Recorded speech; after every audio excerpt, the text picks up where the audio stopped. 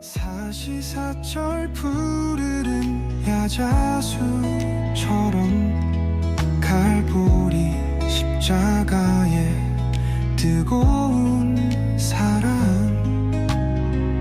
전하자 누려보자 예수의 계절 하늘 뜻 이뤄가는 사명 공동체.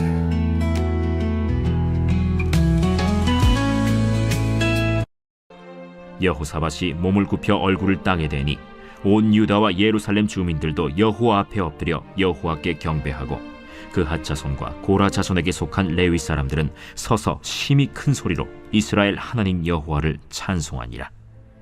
이에 백성들이 아침에 일찍이 일어나서 드고와 들로 나가니라.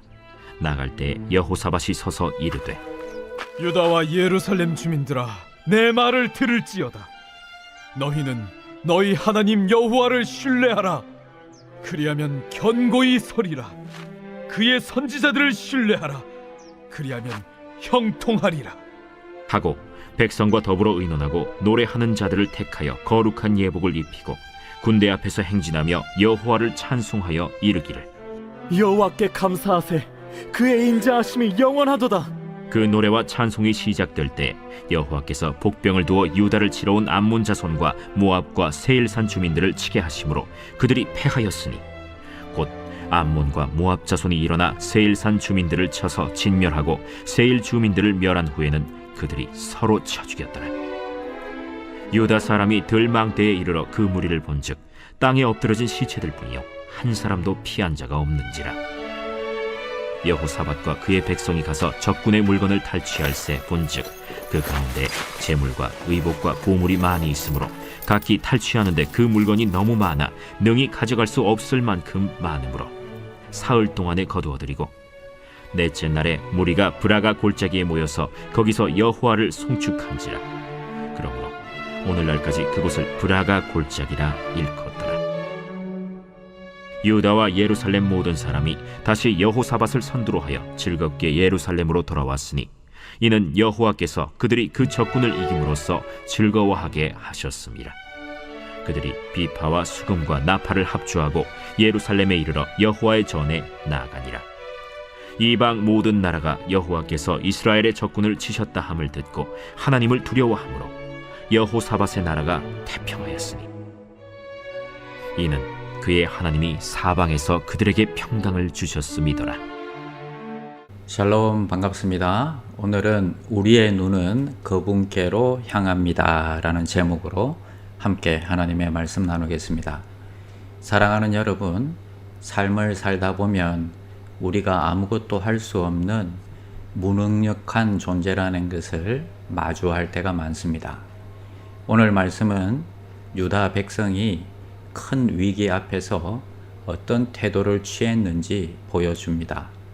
세 나라, 즉 모압과 암몬과 마온 자손들이 연합해서 유다를 치러 올라옵니다. 압도적인 전력의 차이가 나고 백성들은 두려움에 빠지고 왕의 마음도 흔들리게 됩니다. 하지만 여호사밧은 백성 앞에서 엎드려 하나님을 찾습니다. 그리고 그의 기도의 핵심은 이것입니다. 12절에 보니까 우리는 어찌할 줄 알지 못하고 오직 주만 바라보나이다. 이 짧은 고백 안에 얼마나 큰 신앙의 결단이 담겨 있는지 모릅니다. 두려움 앞에서도 무력함 앞에서도 사람을 바라보지 않고 전략을 세우고 외교도 아닌 하나님을 바라보는 것입니다. 여호사밧의 기도에 하나님은 이렇게 말씀하십니다. 이 전쟁은 너희에게 속한 것이 아니요 하나님께 속한 것이라고 말씀하십니다. 놀랍게도 하나님은 유다 백성에게 싸우지 말고 찬양하라고 하십니다. 무장된 군대가 아니라 찬양하는 사람들을 맨 앞줄에 세우십니다. 그리고 그 찬양 속에 하나님이 진짜 친히 싸우십니다.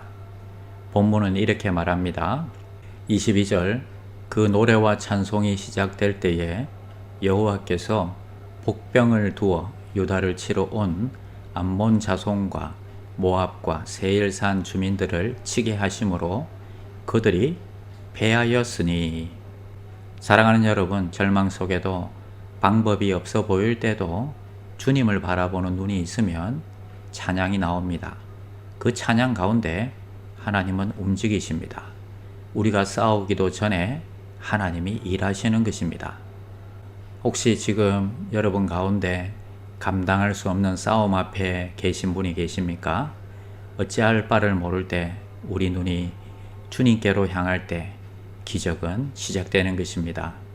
저는 이번 휴가 동안에 한국을 다녀왔습니다. 건강검진도 받았고 평소 아프던 오른쪽 손목도 치료하기 위해서 정형외과도 다녔습니다. 제가 할 수 있는 것은 그저 의사에게 내 몸을 맡기는 것이었습니다. 월요일엔 주사를 맞고 목요일엔 물리치료를 받았습니다. 그리고 낫기를 기다리는 것입니다.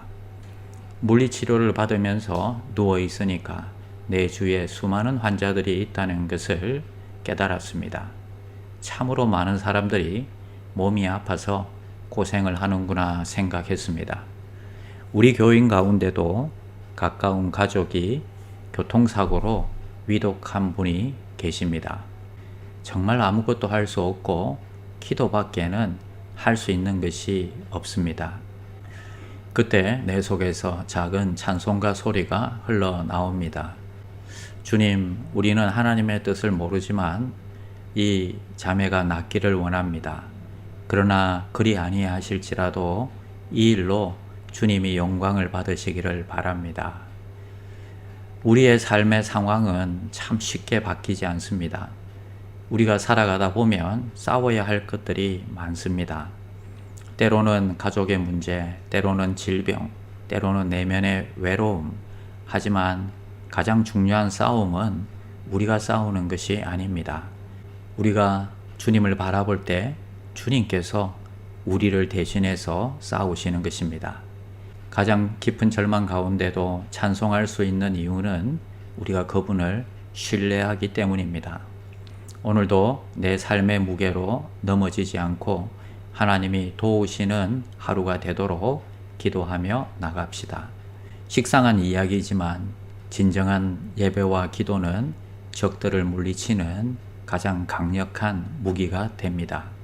질문의 힘 살펴보겠습니다. 오늘은 3번, 그들이 전쟁 전 그리고 전쟁 중, 전쟁 후에 예배하였음을 주목하세요. 우리도 똑같이 해봅시다. 18절에 보니까 여호사밧이 몸을 굽혀 얼굴을 땅에 대고 여호와께 경배하니 라고 했습니다. 전쟁이 시작하기 전에 먼저 하나님 앞에 엎드립니다. 도움을 요청하기보다는 먼저 내 삶 가운데 하나님을 인정하고 경배하는 마음입니다. 오늘 우리가 이 시간에 주님 앞에 엎드리는 것도 동일한 마음입니다. 그리고 22절에 그 노래와 찬송이 시작될 때에 여호와께서 복병을 두어라고 하셨습니다. 전쟁 중에 칼과 방패가 아닌 노래와 찬양이 먼저 앞장섭니다. 그것은 전쟁터 한가운데서도 하나님을 예배했다는 것입니다. 그러자 하나님이 싸우시고 그들은 승리를 하게 됩니다. 전쟁 후에도 예배를 드리고 감사로 하나님을 찬양합니다. 26절에 보니까 넷째 날에 브라가 골짜기에 모여 거기서 여호와를 송축하였으므로. 그들은 하나님이 승리를 주신 후에 전리품을 모으기에 급급하지 않았습니다. 먼저 하나님을 송축하며 감사의 예배를 드렸습니다. 오늘 우리의 삶이 먼저 하나님께 엎드려 경배하며 그분을 인정합시다. 그리고 치열한 전쟁 가운데서도 여전히 하나님을 찬양합시다. 그리고 잠자리에 들 때 모든 영광을 하나님께 올려드리고 감사를 돌립시다. 여호사밧처럼 주님을 바라볼 때 주님이 주시는 승리를 경험하는 놀라운 하루가 되시기를 축원합니다. 기도하겠습니다. 하나님 아버지 감사합니다. 전쟁 전에도, 전쟁 중에도, 전쟁 후에도 언제나 주님만 바라보며 예배하게 하여 주시옵소서. 우리 힘이 아닌 주님이 주시는 능력으로 승리하게 하여 주시옵소서. 어떤 상황 속에도 찬양과 감사를 잊지 않게 하시고 오늘도 우리의 눈을 주님께로 향하게 하여 주시옵소서. 예수님의 이름으로 기도드립니다. 아멘. 나는 죽었습니다. 제가 주인이 아니고 예수님이 저의 주인이십니다. 예수님은 십자가에서 죽으시고 부활하셨습니다. 부활하신 예수님을 가슴으로 만나서 따라가며 간증합니다.